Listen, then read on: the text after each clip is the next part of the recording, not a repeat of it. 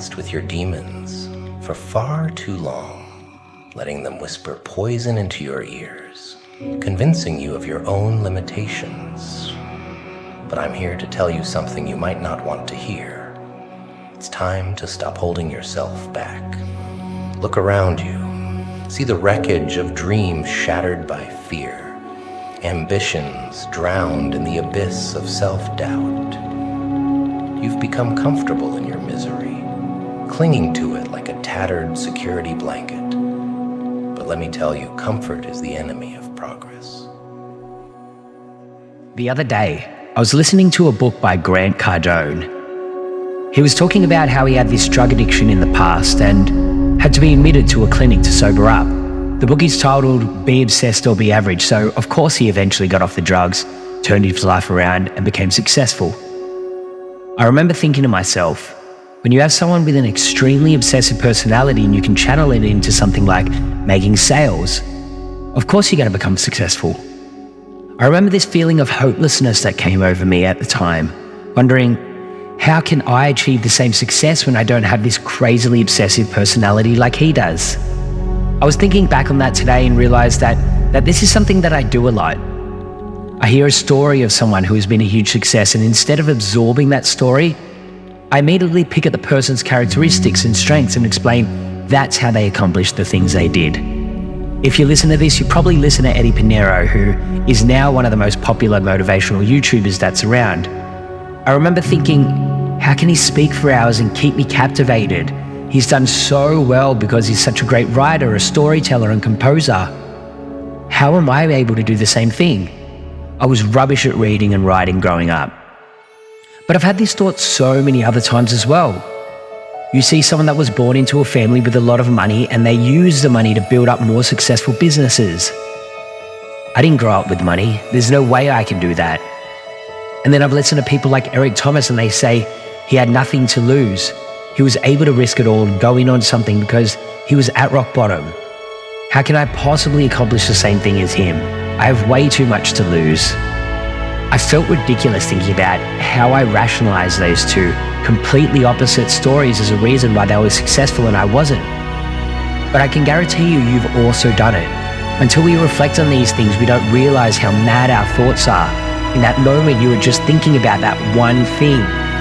The next moment, that story you just told yourself is gone, sitting in the back of your head and not in the front. In a moment, we have created a wall in our minds, in our paths, restricting us from that possibility. We move on to the next moment and we create another wall. The information comes in and out and we forget about it, but that wall will always remain there. But one day, you have to stop and think to yourself, why not me? What if I were to rewrite my story? What interpretations would people make? If I told my story, I could mention how I had this natural problem-solving ability, and people would say, maybe that's what led to my success. I could talk about how I had insomnia and I would spend night after night after night for years not being able to sleep. How I would use that time to just think and let my mind run wild without control because I was so tired, which led to the creation of so many ideas that turned into businesses. People might say, that's why I was successful. Maybe I talk about my lack of fear and concern of consequence, how I was willing to pack up my life and move multiple times to a new country without more than the thought of a day or any game plan. They might say, I could never do that. Of course that's why I'm successful and I'm not. Someone could literally look at any part of my story, find something that is different to theirs and rationalize how that is why I'm successful and they aren't. What eventually happens to us is not based on circumstance of our life. It's based on how we interpret it. It's based on how we respond to it. Think about it. We possess unique strengths, talents, experiences.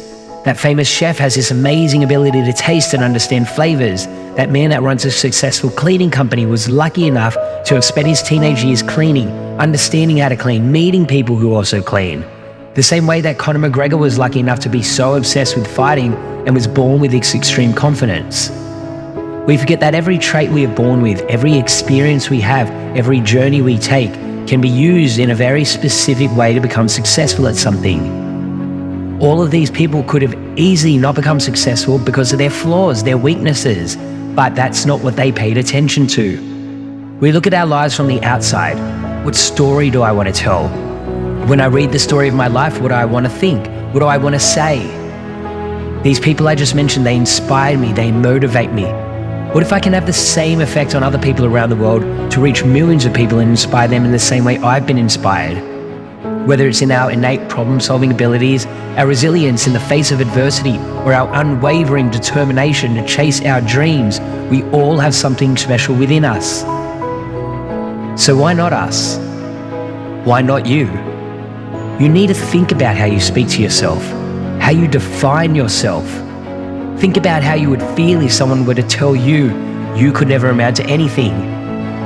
That's what many of us are telling ourselves every single day.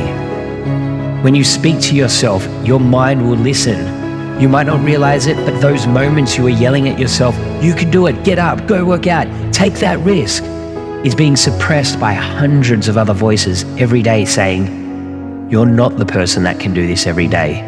You will probably just fail like every other time you have failed before. Shut those voices out. You are capable, you are resilient, you are hardworking and passionate. Stop for a second and take anything out of your life, the good, the bad, the significant, the insignificant, and say, this is why I'm going to be successful. If you compare yourself to other people, use it in a way that is going to make you better, make you grow. Our limiting beliefs continue to put more and more walls in our path, and eventually there's not going to be any space to walk through. Create vastness in open spaces. Open up opportunity and run. There are too many people and situations in our lives that can bring you down, but you should not be one of them. It's time to rewrite the narrative of our lives. Instead of focusing on what we lack, let's pay attention to our strengths. Let's embrace our journey with all its twists and turns, knowing that every obstacle is not a reason to turn back, but to work around. Dare to dream big. Dare to defy the odds and dare to believe in yourself. Because when you do, there's no limit to what you can achieve. The world is waiting for your greatness. Are you ready to seize it? Go out there and live your potential. Listen to the weight room, the pull-up bar, which is telling you to face reality. And listen to your will, which is telling you to get up and crush everything, regardless of how you feel. Don't negotiate with weakness. Kill it. See, in life, you can go through life, you can come up with reasons or you can come up with results. You can come up with excuses or you can come up with achievements. You can go through life blaming or you can come up with solutions. The choice is in your hands, satisfaction or despair. We can choose that. You don't get better on the daggone couch. You get better by coming out here and getting the fuck after it every daggone day. When that alarm clock goes off at 4 or 5 in the morning, your mind says no. You just say, this is what we do now. My new norm is you get up every fucking morning at 4 o'clock and you suffer. That became my new fucking life. Most people want to get out of it. I said, no, motherfucker, this is your new life. This is who you are. I don't care how small it is. I don't care how minuscule the movement is, but make movement, move forward, and do that every single day, no matter what.